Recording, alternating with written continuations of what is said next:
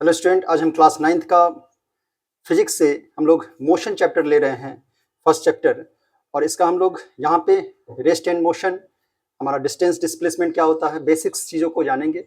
और उसके बाद हम लोग नेक्स्ट वीडियो में स्पीड, वेलोसिटी, आपका एक्सीलरेशन और सब के बारे में हम लोग इसके आगे में देखेंगे। तो आज हम लोग देखेंगे मोशन चैप्टर क्लास 9th का, और इसमें हम लोग स्पीड क्या है, मोशन क्या है, हमारा स्केलर क्वांटिटी क्या है, वेक्टर क्वांटिटी क्या है, इसके बारे में हम लोग देखेंगे। मैं मुकेश कुमार, हमारा ये आज फर्स्ट वीडियो है मोशन से रिलेटेड। तो क्या हम देखेंगे सबसे पहले कि what is motion. What is motion, motion क्या है। जब कभी भी कोई बॉडी मूव्स करता है और वह रेफरेंस हम लेते हैं टाइम के रिस्पेक्ट में, तो हम लोग कह रहे हैं कि वह मोशन में है। तो इसी से यह word that is rest and motion, एक है रेस्ट और एक है मोशन। हम लोग रेस्ट किसे कहते हैं, जैसे कि अगर कोई बॉडी इस पोजीशन पर, यह एक ब्लॉक है ए और यह ब्लॉक यहां पे रखा हुआ है और यह इसका पोजीशन चेंज नहीं हो रहा है टाइम के रिस्पेक्ट में, तो हम बोलेंगे कि यह बॉडी रेस्ट में, यह ब्लॉक जो है रेस्ट में। लेकिन अगर यही ब्लॉक पे अगर हम फोर्स लगाते हैं और इसमें यह डिस्प्लेस होकर के इस तरफ कहीं आने लगता है, तो उस कंडीशन में हम बोलेंगे कि यह अब कुछ देर के लिए मोशन में आ गया है। क्या आ गया? कुछ देर के लिए मोशन में आ गया। तो यह मोशन या रेस्ट हम ऐसे ही बस नहीं कह सकते हैं कि कोई बॉडी बस रुका हुआ है तो हम उसको बोलेंगे रेस्ट में है, और अगर उसमें कुछ मूवमेंट देख रहे हैं तो उसको बोलेंगे कि वो मोशन में है। इतना बोल देने से नहीं होगा, क्योंकि रेस्ट और मोशन जो है एक रिलेटिव टर्म्स है। रिलेटिव टर्म्स का मतलब होता है कि हम रेफरेंस क्या ले रहे हैं, हम कंपेयर किससे कर रहे हैं। जैसे एक एग्जांपल मान लेते हैं कि गोलू सड़क किनारे में खड़ा है। गोलू जो है वह सड़क किनारे में खड़ा है और यह एक व्हीकल है, एक बस है, और इस बस में दो बॉयज, दो स्टूडेंट हैं। एक है भोलू और एक है संटू। गोलू कहां पे है? गोलू सड़क के किनारे में है और यह बस जब में भोलू और संटू बैठा हुआ है। जब गोलू से पूछा गया कि बताओ भोलू जो है वह मोशन में है कि नहीं है, बस आपका इस समय मूवमेंट में है,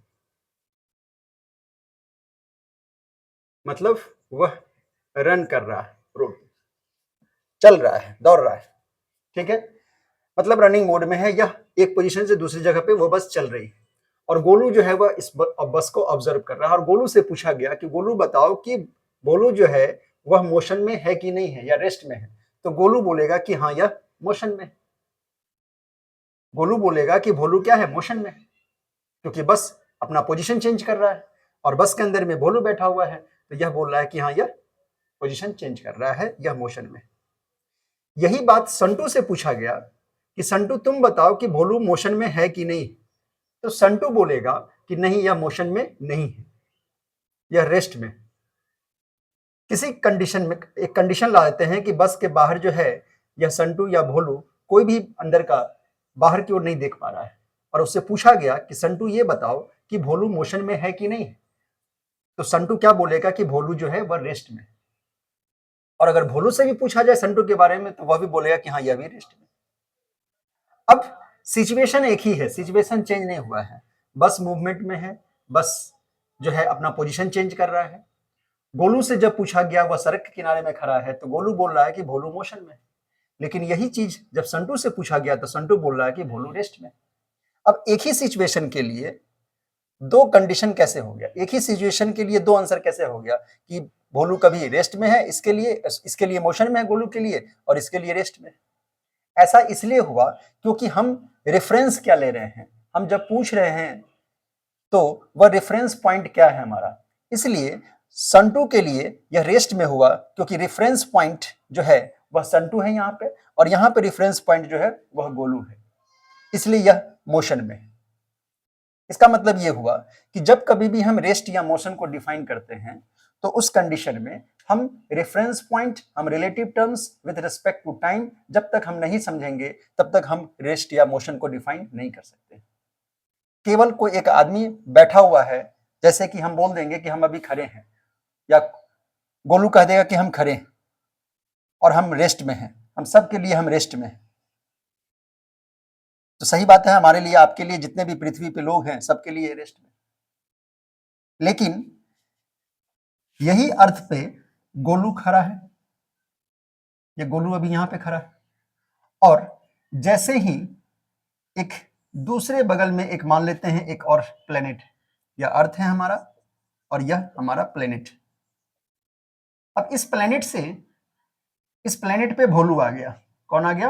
भोलू आ गया, या संटू आ गया, किसी कोई एक आ गया।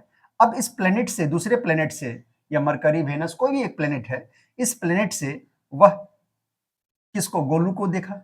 तो अब यही भोलू जो है बोल रहा है कि गोलू जो है वह मोशन में। ऐसा क्यों हुआ? ऐसा इसलिए हुआ क्योंकि रेफरेंस पॉइंट यहां पे चेंज। अब इसी भोलू को हम यहां पे अर्थ पे ला देते हैं और इसके बगल में भोलू भी खड़ा हो गया, भोलू भी खड़ा हो गया, भोलू स्टैंड हो गया उसके बगल में अर्थ के। अब भोलू से यही फिर पूछा गया कि अब बताओ कि गोलू मोशन में है कि रेस्ट में? तो बोला जाएगा कि गोलू हमारा क्या है? रेस्ट में। भोलू का आंसर चेंज हो जाएगा। इसका मतलब ये हुआ कि जब हम रेस्ट के बारे में बोलते हैं तो जो हमारा रेफरेंस पॉइंट है, या मोशन के बारे में बोलते हैं तो हमारा रेफरेंस पॉइंट क्या है? तो जब कभी भी किसी भी बॉडी के बारे में पूछा जाए कि वह बॉडी जो है वह रेस्ट में है या मोशन में है, तो हमें पूछना चाहिए कि आप किसके रिस्पेक्ट में, किसके रेफरेंस में आप पूछ रहे हैं कि वह बॉडी हमारा रेस्ट में है या मोशन में है, तभी हम करेक्ट आंसर दे सकते हैं। ऐसे नहीं दे सकते हैं कि हम बस मूवमेंट देखें और बोल दें कि हाँ वह हमारा मोशन में। वह किसके रेफरेंस में है? जैसे कि यहाँ पे एक एग्जांपल से हम समझाएं कि इस बस में भोलू और संटू बैठा हुआ था, तो गोलू ने कहा कि हाँ यह मोशन में है भोलू, लेकिन संटू से पूछे तो रेस्ट में। इसका मतलब अब मोशन या रेस्ट को अब हम कैसे डिफाइन करेंगे? A body is said to be at rest if its position does not change with reference to a rest position of a body with surrounding. कि यदि कोई बॉडी, एक बॉडी रेस्ट में तब कहलाएगा जब किसी का हम रेफरेंस पॉइंट लेते हैं और वह रेफरेंस पॉइंट जो है वह खुद क्या है? एक रेस्ट में, और उसके रेफरेंस में यह जो बॉडी है अपना पोजीशन चेंज नहीं कर रहा है, इसलिए हम उस बॉडी को रेस्ट कहेंगे। क्या बोलेंगे? कि वह रेस्ट पोजीशन में। मोशन को कैसे डिफाइन करेंगे? A body is said to be at motion with reference to a position that will be rest and its position will be changes। कि किसी के रेफरेंस में जब वह ये पोजीशन अपना चेंज कर रहा है तब हम बोलेंगे कि यह बॉडी क्या है? हमारा मोशन में। तो इस तरह से हम लोगों ने रेस्ट और मोशन को समझा कि रेस्ट क्या होता है, मोशन क्या होता है, क्योंकि इसके आगे हम लोग डिस्टेंस और डिस्प्लेसमेंट पे जाएंगे। ठीक है, तो नेक्स्ट पॉइंट है हमारा डिस्टेंस और डिस्प्लेसमेंट।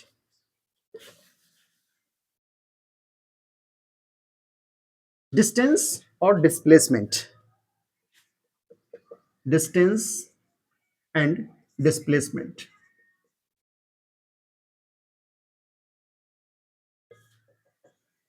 डिस्टेंस हम किसे कहेंगे?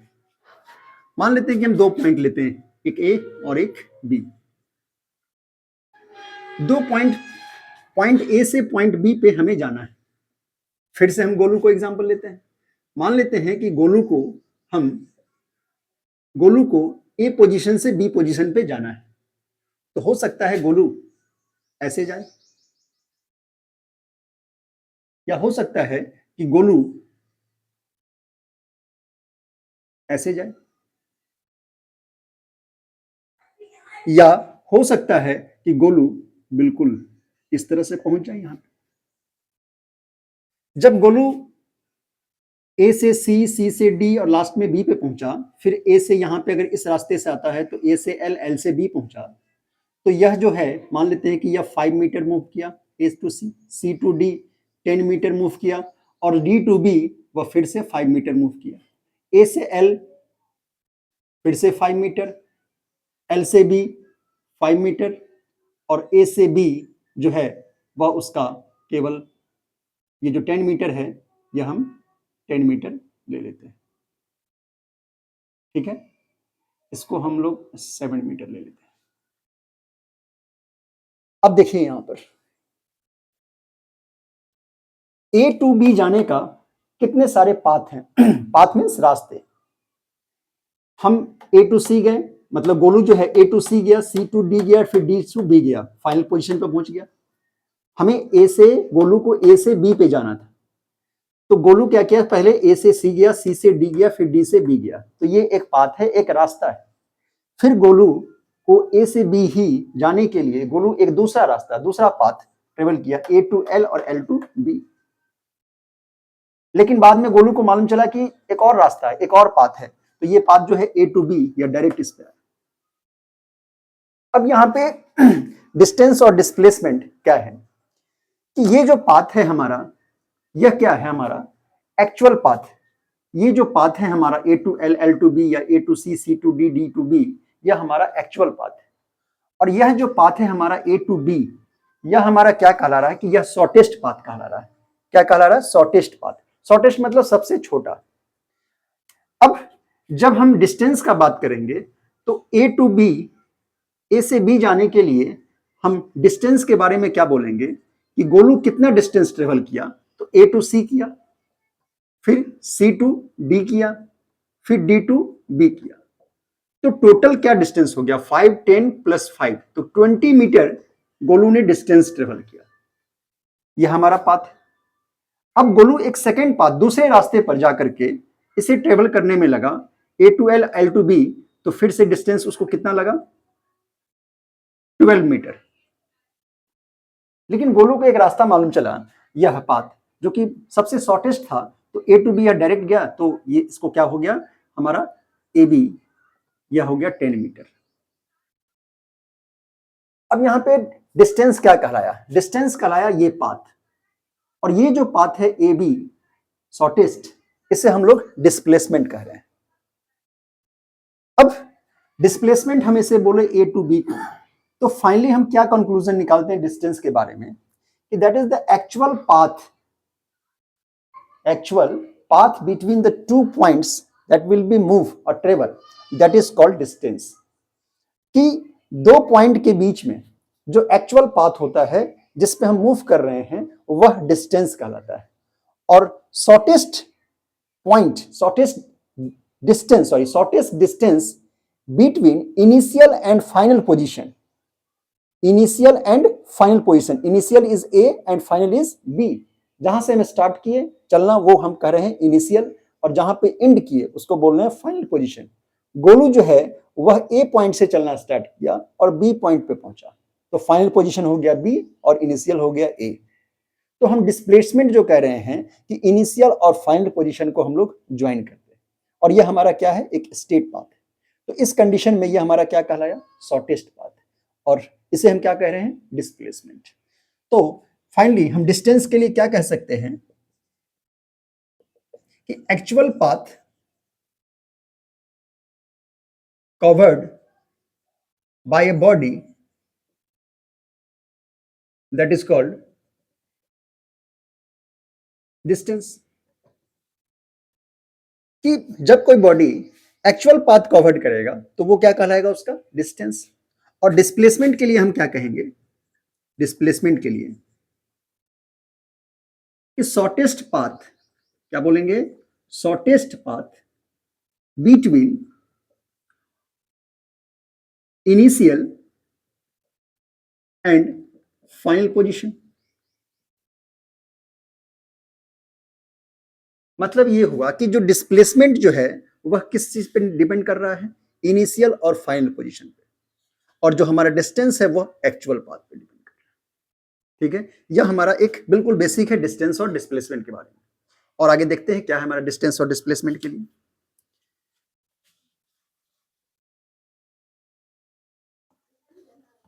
डिस्टेंस जो है, मान लेते हैं कि हम इस ए बॉडी से गोलू को, इस ए पोजीशन से फिर से गोलू को हम इस तरफ लेके गए, और यहां से वह इस पोजीशन पे आया और फिर से वह इस पोजीशन पे फाइनल पहुंच गया, A to B. Golu A position से चलना स्टार्ट किया और फिर बी पोजीशन पे आ गया। यह 10 मीटर ट्रेवल किया, यह 5 मीटर और फिर यह 10 मीटर और यहां पे पहुंच गया। आपसे पूछा जा रहा है कि find the distance and displacement that the Golu will be travel. कितना डिस्टेंस और डिस्प्लेसमेंट इसका होगा जो गोलू जो है वो मूव किया। अब देखिए, सबसे पहले गोलू ए से इस पोजीशन पे पहुंचा, मान लेते हैं ये सी है और ये डी, तो A to C, C to D और ये हमारा बी। तो ए टू सी कितना मूव किया, 10 मीटर, और फिर सी टू डी कितना मूव किया, 5 मीटर, और फिर डी टू बी कितना मूव किया, 10 मीटर। तो टोटल एक्चुअल पाथ तो यही है हमारा, तो डिस्टेंस हमारा क्या हो जाएगा, यहां पर गोलू कितना मूव किया, 10 metre plus 5 metre plus 10 metre, सभी ऐड हो गया, एक्चुअल पाथ कवर किया, ये सभी को ऐड किए तो कितना हो गया हमारा, 25 मीटर। अब डिस्प्लेसमेंट, डिस्प्लेसमेंट हमने क्या कहा था लास्ट कंसेप्ट में, initial and final position, initial and final position, join the initial and final position that the distance is displacement. जो इनिशियल और फाइनल पोजीशन के बीच में जो डिस्टेंस आपको दिख रहा है वही हमारा शॉर्टेस्ट पाथ कहलाएगा, वही हमारा डिस्प्लेसमेंट कहलाएगा। तो इनिशियल पोजीशन हमारा ये है और फाइनल पोजीशन ये है, इसे अगर हम ज्वाइन करते हैं तो ये जो लाइन है ए बी, ये जो पाथ है ए बी, यही हमारा क्या कहलाएगा, डिस्प्लेसमेंट। और ये लेंथ जो है इस लेंथ के इक्वल है, इट मींस डिस्प्लेसमेंट हमारा यहाँ पे क्या हो जाएगा, 5 मीटर। ये हमारा डिस्प्लेसमेंट 5 मीटर हुआ, ठीक है। अब हम डिस्टेंस और डिस्प्लेसमेंट के बारे में या कुछ बेसिक देखे हैं, इसके आगे और डिस्टेंस और डिस्प्लेसमेंट आपको और क्लियर होगा जब हम इसको नंबर लाइन पे और समझेंगे।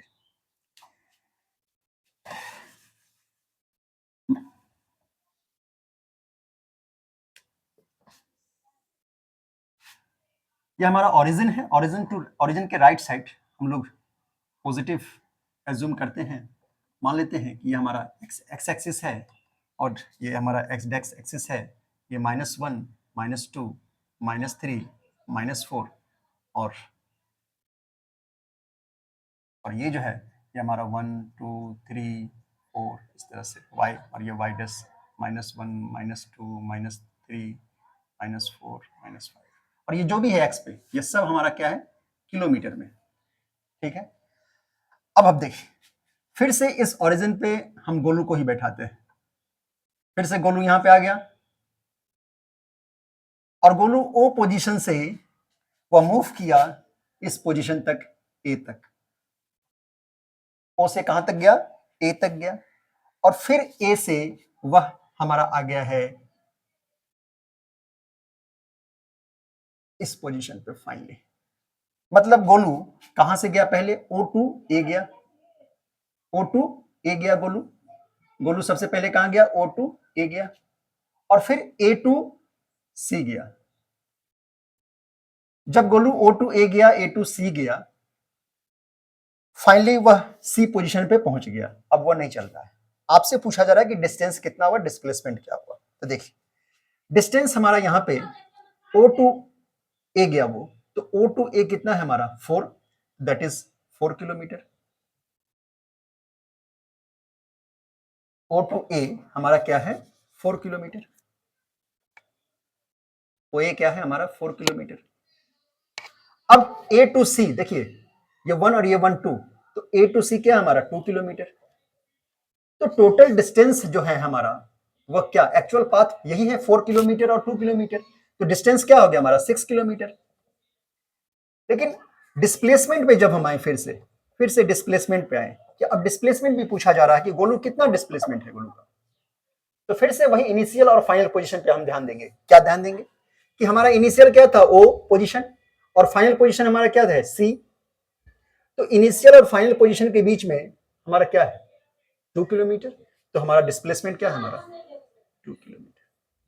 डिस्प्लेसमेंट क्या हमारा, 2 किलोमीटर। सिचुएशन यही रहेगा। अब थोड़ा सा गोलू का मूवमेंट हम चेंज करें कि गोलू कहां से फिर पोजीशन गया। आपको ध्यान रखिएगा, O2 ए गया, A2 C गया, तो डिस्टेंस और डिस्प्लेसमेंट हमने ये लिखा। अब हम क्या करते हैं कि गोलू O से A तो गया, लेकिन सी पे नहीं रुका, वो आ गया आपको इस पोजीशन डी पे। ठीक है, अब आपसे पूछा जा रहा है कि फिर से डिस्टेंस और डिस्प्लेसमेंट बताइए। तो देखिए गोलू सबसे पहले कहां गया, O2 ए गया, और O2 ए गया, तो O से ये ए गया, और ए से कहां गया, फिर वो डी पोजीशन पे गया। अब फिर से डिस्टेंस के लिए एक्चुअल पाथ, तो यहां पे एक्चुअल पाथ O2A क्या होगा, O2A दैट इज 4 किलोमीटर, तो 4 किलोमीटर लिखिए। फिर गोलू A2C आया, सॉरी A2O आया, ओरिजिन पे तो आएगा क्योंकि इस तरफ जाना है उसको, तो यहां पे तो आना ही पड़ेगा उसे, तो O पोजीशन पे आया, तो फिर से वो कितना ट्रेवल किया, 4 किलोमीटर, 4 किलोमीटर। फिर गोलू O से कहां पे आ रहा है, डी पोजीशन पे इस बार, तो डी पोजीशन कितना, 1 2 3, तो यहां पे फिर से 3 किलोमीटर, तो 4 4 8 8 3 11 किलोमीटर। गोलू ने इस बार 11 किलोमीटर डिस्टेंस ट्रेवल किया। ओके, नाउ डिस्प्लेसमेंट, अब गोलू डिस्प्लेस कितना किया, डिस्प्लेसमेंट कितना है गोलू का, फिर से again join the initial and final position, initial that is O and final is D। अब यहां पे क्या है, OD, हमारा OD।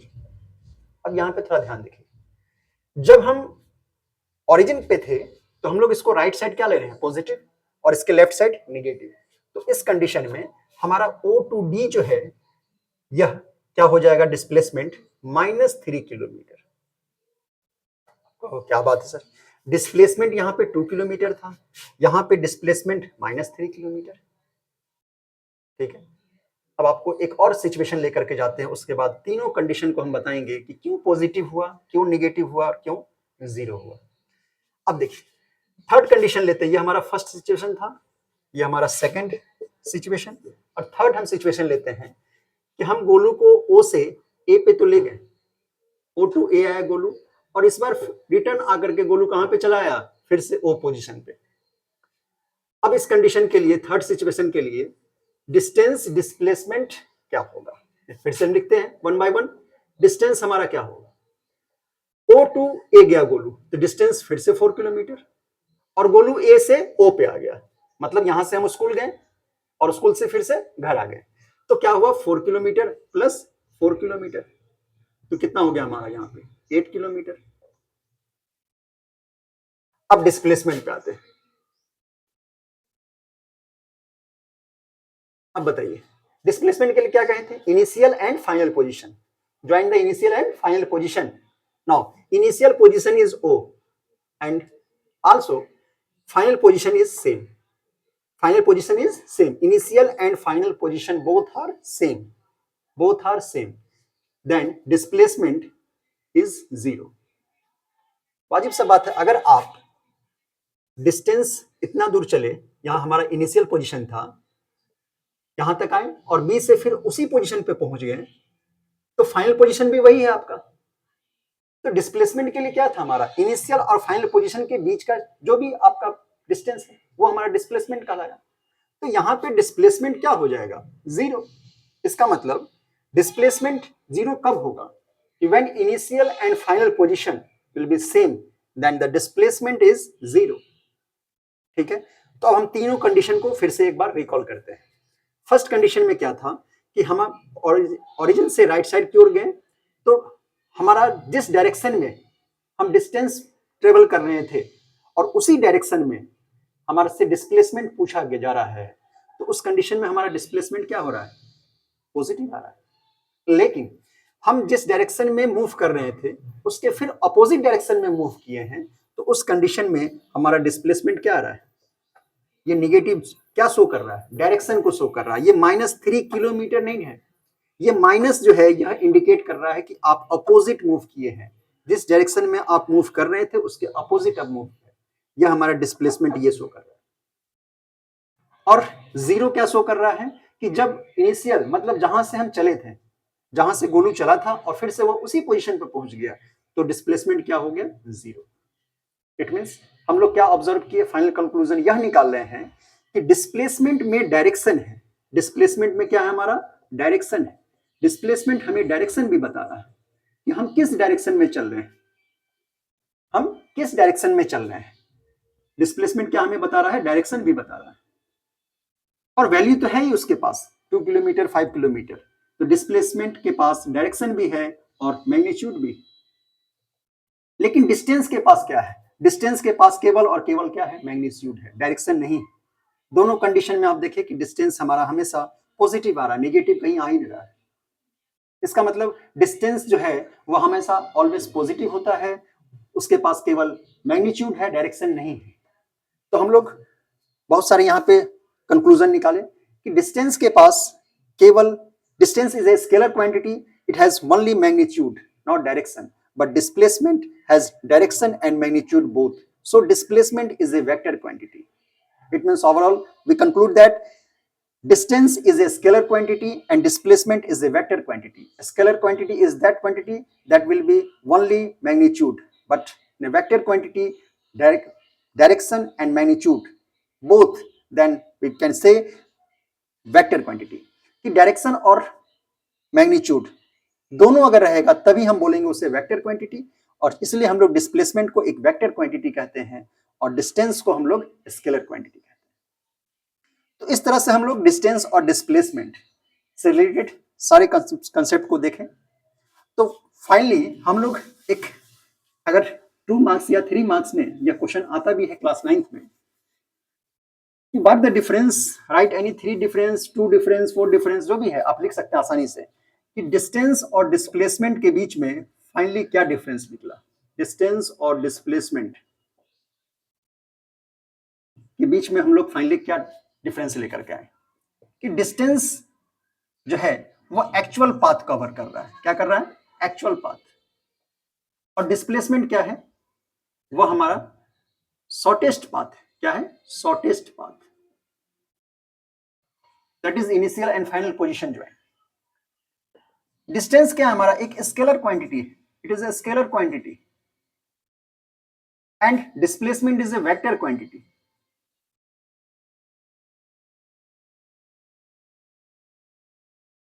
Distance never be negative. Distance कभी भी निगेटिव नहीं हो सकता है. Distance never be negative. Distance never be negative. But displacement can be negative, positive and also zero.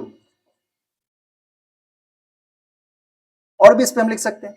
तो इस तरह से हम लोग देखें कि डिस्टेंस और डिस्प्लेसमेंट में क्या डिफरेंसेस हैं, डिस्टेंस डिस्प्लेसमेंट है क्या, और भी बहुत सारे इस पे बेस्ट न्यूमेरिकल्स भी बनते हैं, बहुत सारे क्वेश्चन भी आपको आएंगे.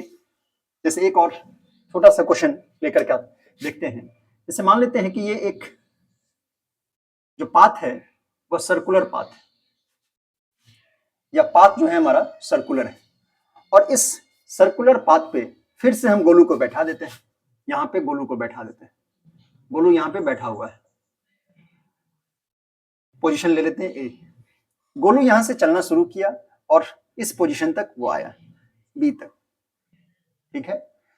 इस पाथ का जो सर्कुलर पाथ है, ये सर्किल हम एज्यूम कर रहे हैं इसे, इसका जो रेडियस है वह रेडियस आपको दिया हुआ है 21 मीटर. रेडियस क्या है? 21 मीटर दिया हुआ है.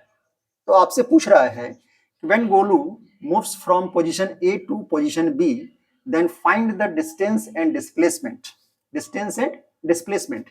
तो ए से बी पोजीशन तक आने में उसने कितना डिस्टेंस और डिस्प्लेसमेंट ट्रेवल किया है.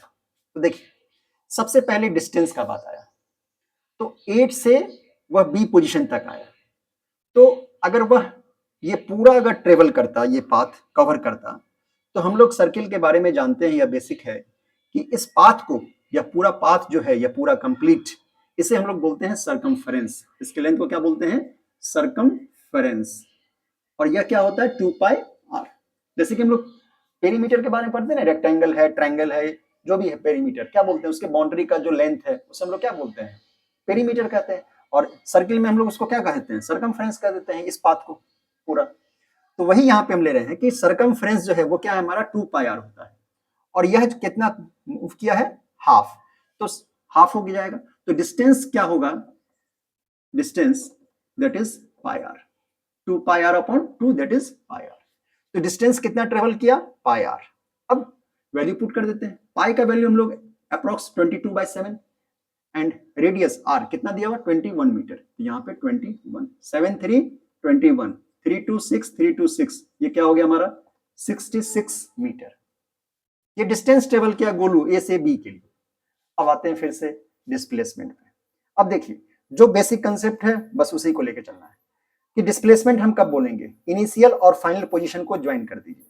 जो इनिशियल पॉइंट है और जो फाइनल पोजीशन है, इनिशियल हमारा क्या है ए और फाइनल क्या है बी, ज्वाइन कर दीजिए, कुछ नहीं करना आपको। जैसे ही इसको आप ज्वाइन करने के लिए गए तो ये क्या हुआ, काफी टेढ़ा चला गया। जैसे ही इसको हम ज्वाइन किए, यह जो ज्वाइन है हमारा,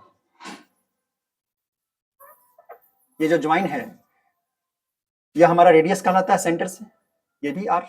अब ये आर और आर क्या हो जाएगा डिस्प्लेसमेंट